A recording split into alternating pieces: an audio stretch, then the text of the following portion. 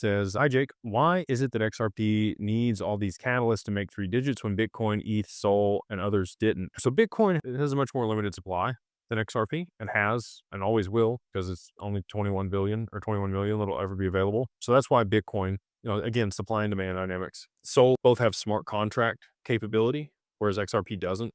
We might end up getting hooks migrated to the mainnet where it has lightweight smart contracts like XLM. XLM, you also haven't seen a huge price rise in that, even though they've implemented Soroban smart contracts. There's been a bunch of other things that have tied up those tokens that limit the supply. And now we have that same dynamic playing out for XRP with the spot ETFs that have launched. You've got, collateral or capital that's being held for the commodities trading.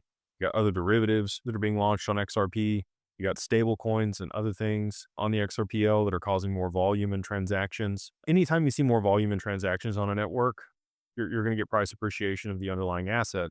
And so, Solana and Ethereum, because of the smart contract capability they had on those networks, NFTs were huge on those networks. We really didn't get a whole lot of volume for NFTs on the XRPL and adoption here. And then you've also seen a bunch of other smart contracts developed in Python and Solidity and on Solana that have real world, some real world application. The lending protocols also have, tied up a bunch of the supply. We have XLS66, which will be borrow lend native on the XRPL, which I think will also, cause XRP to be locked up and less be available, and less supply and more demand means higher price.